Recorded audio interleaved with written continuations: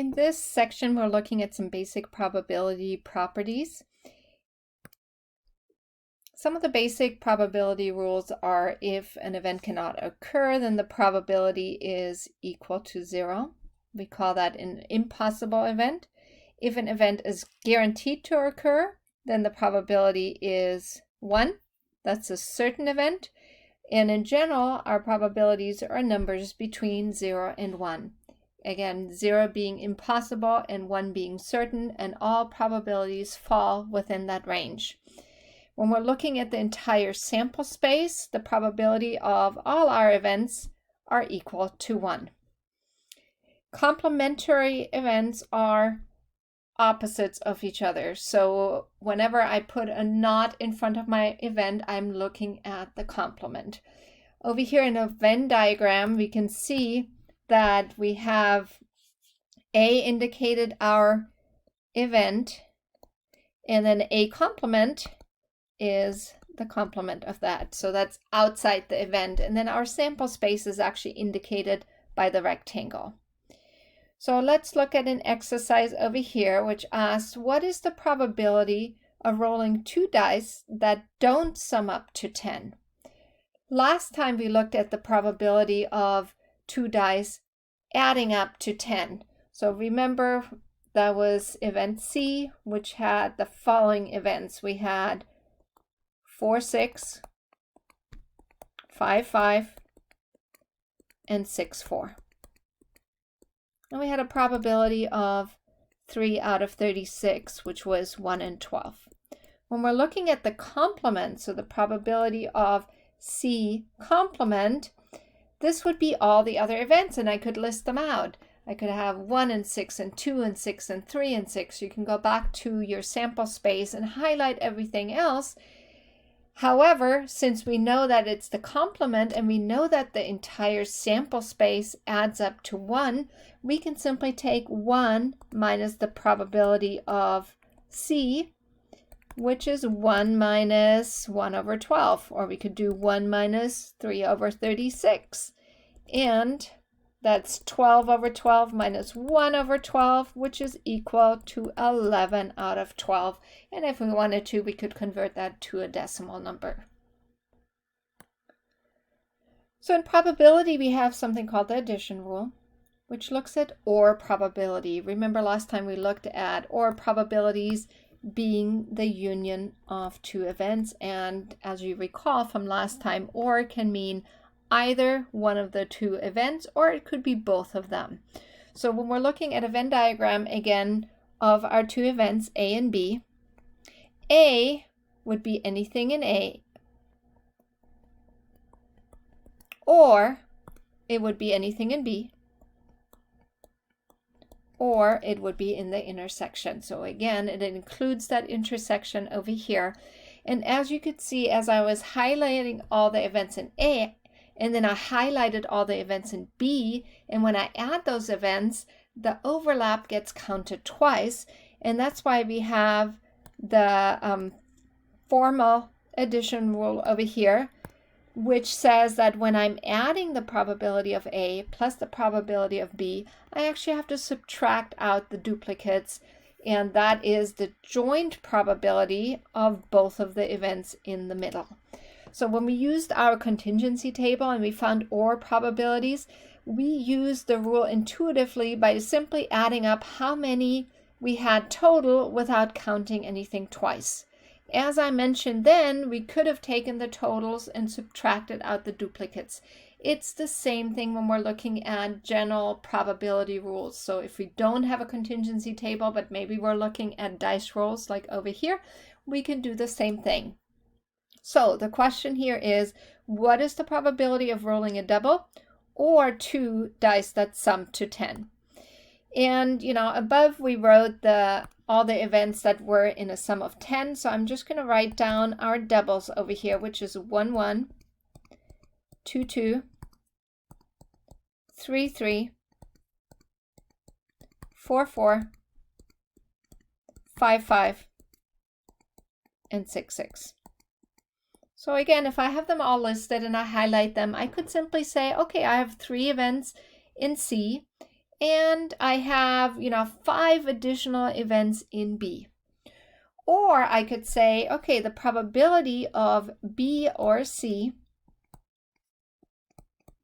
is equal to the probability of B plus the probability of C, and then minus the intersection.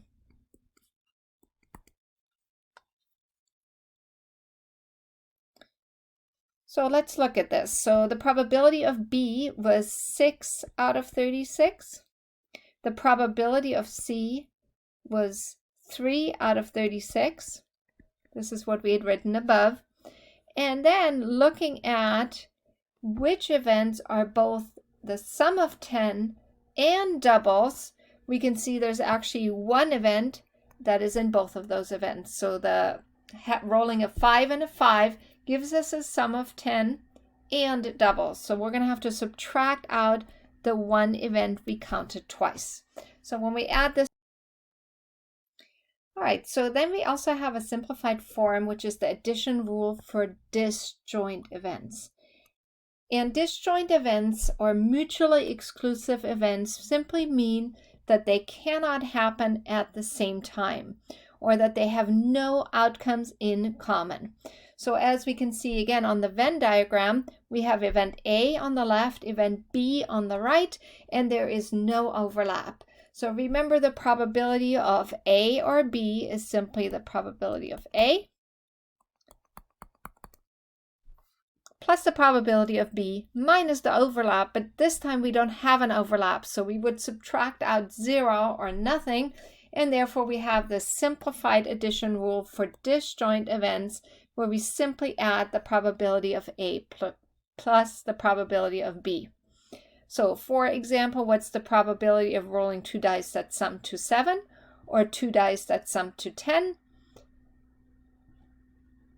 And if you look back to what we found before, the probability of having a sum of 7, we had 6 outcomes. The probability for a sum of 10, we had 3 outcomes. So we would simply look at the probability. And again, this was event B or C. Over here is simply the probability of B plus the probability of C. We're having a sum of 7, we had 6 outcomes. Having a sum of 10, we had 3 outcomes. That's a total of 9 out of 36. And then we can divide that by 9, and we end up with a 1 in 4 probability. So we're going to look at 2 more examples over here. The first one is looking at 30% of kittens at a local shelter are black, 75% have green eyes, and 24% have both. So again, we could draw a Venn diagram over here, and we could say our first event is black, second event is green eyes, and then we have the overlap that have both. What's the probability that a kitten selected at random from the shelter will have green eyes or black furs? So or always indicates that we're adding. So we're simply going to add the probability of black or green eyes is the probability of black plus the probability of green eyes minus the intersection. So let's write this all down. The probability of black was 0.3, simply the 30% change to a decimal number, plus the probability of green eyes is 0.75, minus the 24% that are both, that were counted twice. And when we add that together, we get 0.81. Now, one thing you may notice that if we forgot to subtract over here and we had simply added the probability of black plus the probability of green, we actually would have ended up with a probability greater than 1. So right away, when we find a probability and we end up with a value greater than 1, we know that's not possible. Now, that doesn't mean that every time when we have 2 events and we're adding them, they're going to end up being greater than 1, but that's just, one one of those checks that you can do, especially when you get a probability greater than 1. Did I forget to subtract anything? All right, in exercise 4, we're looking at 45% of students who have iPhones. 40% have Android phones, and the rest have some other phone. Assuming a student can only have one type of phone, what's the probability that a randomly selected student has a phone other than an iPhone? Well, we have two ways of looking at that. We can either find the probability of an Android or other phone and simply add those two together, because we already know that they're mutually exclusive, because a person can only have one type of phone. So we can simply add these two together, which gives us 0.55. Or we could say, since we're looking for other than an iPhone, really this is the probability of not having an iPhone, which, remember, that was the complement, and we can do 1 minus the probability of owning an iPhone. And you'll see over here, this is 1 minus 0.45, which is also 0.55. So whether we're looking at the complement over here or we're looking at the addition rule, either way it's going to give us the same answer.